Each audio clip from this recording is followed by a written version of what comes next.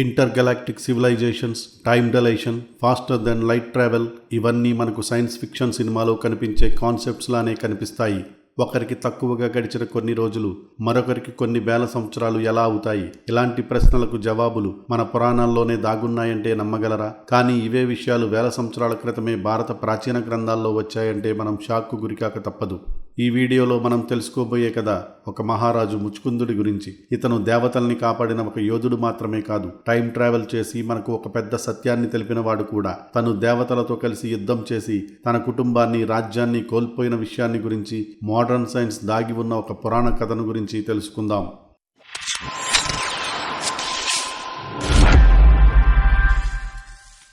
మన పురాణాల ప్రకారం భాగవత పురాణంలో ముచుకుందుడి కథ ఉంది. ఇది కనీసం 4000 సంవత్సరాల నాటిదని పండితులు చెబుతారు. ఈ కథ త్రేతాయుగంలో జరిగిందని చెబుతారు. మనం ఇప్పుడు కలియుగంలో ఉన్నాం. అంటే అప్పటికి పూర్వం ప్రపంచం ఎలా ఉండేదో ఊహించండి.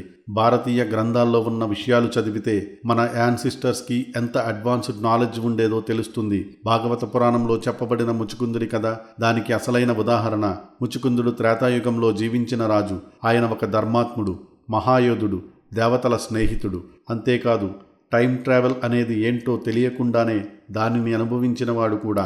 మన పురాణాల ప్రకారం ఆ కాలంలో భూమికి దగ్గరగా స్వర్గలోకమనే లోకంలో దేవతలు ఉండేవారు. వాళ్ళు మనం ఊహించుకునే దేవతల్లా కాకుండా వాస్తవానికి వీరంతా వేరే గ్రహాల నుంచి వచ్చిన ఎక్స్ట్రా టెరిస్ట్రియల్ జీవులు కావచ్చని ఇప్పటి పరిశోధకులు చెబుతున్నారు. వాళ్లకు అడ్వాన్స్డ్ టెక్నాలజీ ఉండేది. విమానాలు, ఎనర్జీ వెపన్స్, స్పేస్ ట్రావెల్ మొదలైనవి. ఆ కాలంలో దేవతలకి ఓ పెద్ద సమస్య వచ్చి పడింది. అసురులు అనే క్రూరజాతి వాళ్ళు దేవతలపై దాడి చేశారు. అసురులు అంటే నేరుగా చెప్పాలంటే పాతాళలోకానికి చెందిన శక్తివంతమైన, చాలా గ్రీడీ, పవర్ హంగ్రీ జీవులు. దేవతలతో యుద్ధం చేసిన అసురులు భూమిని, స్వర్గలోకాన్ని సంపూర్ణంగా ఆధీనంలోకి తీసుకోవాలని చూసేవారు. దేవతల సైన్యం బలహీనపడిన సమయంలో వారు భూమిపై అత్యంత బలవంతుడైన ముచుకుందుడు అనే మహారాజు సహాయం పొందాలనుకున్నారు. దేవతలు భూమికి వచ్చి ముచుకుంద మహారాజును కలిసి మా మీద దయ ఉంచి స్వర్గలోకానికి వచ్చి మమ్మల్ని కాపాడమని వేడుకొన్నారు. ముచుకుందుడు వెంటనే అంగీకరించాడు. వాళ్లు తీసుకొచ్చిన విమానంలో ఎక్కి ఒక్క క్షణంలోనే స్వర్గలోకానికి చేరిపోయాడు. ఒకవేళ ఇది టెలిపోర్టేషన్ లేదా ఫాస్టర్ దెన్ లైట్ ట్రావెల్ అయి ఉండొచ్చు. 1 నెల రోజుల పాటు దేవతలు అసురులతో ఘోరమైన యుద్ధం చేశారు. ముచుకుందుడి యుద్ధ నైపుణ్యం వల్ల చివరికి దేవతలు విజయం సాధించారు. వాళ్ళు ఎంతో కృతజ్ఞతతో ఏదైనా వరం కోరుకు అని ముచుకుందుడిని అడిగారు. ముచుకుందుడు అన్నాడు, నేను చేసిందంతా ధర్మానుసారం. నాకు మీ నుండి ఏ వరమూ అవసరం లేదు. నాకు నా కుటుంబం దగ్గరకు తిరిగి వెళ్ళాలని ఉంది అంటాడు. ఇక్కడే కథలో అసలు మలుపు మొదలవుతుంది. దేవతలు నిశ్శబ్దంగా ఒక విషయాన్ని చెప్పారు. ముచుకుంద, భూమిపై ఇప్పుడు 3వ యుగం అంటే ద్వాపర యుగం ఉంది. స్వర్గలోకంలో కేవలం 1 నెల గడిచిందేమో కానీ భూమిపైన యుగం మారిపోయింది. త్రేతాయుగం నుంచి ద్వాపర యుగం వచ్చేసింది.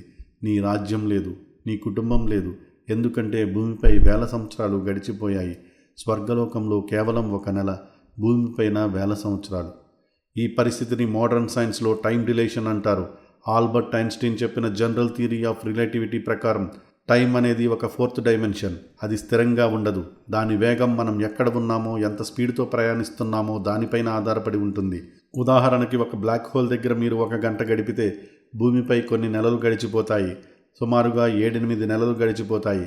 ఇది ఇప్పుడు సైంటిఫిక్గా ప్రూవ్ అయింది. మన GPS సిస్టమ్స్ కూడా ఇదే థియరీ ఆధారంగా పనిచేస్తున్నాయి.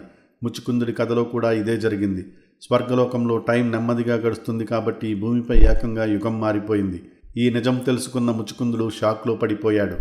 తను ప్రేమించిన కుటుంబాన్ని కోల్పోయాడన్న బాధ తట్టుకోలేక చివరికి ఓ వరం కోరాడు.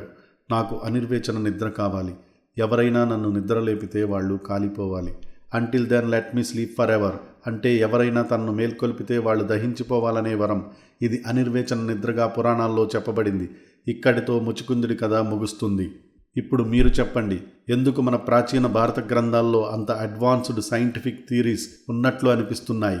టైం డిలేషన్, స్పేస్ ట్రావెల్, ఇంటర్గలాక్టిక్ యుద్ధాలు ఇవన్నీ మన పురాణాల్లో ఎలా వచ్చాయి? ఇవన్నీ కేవలం కథలేనా?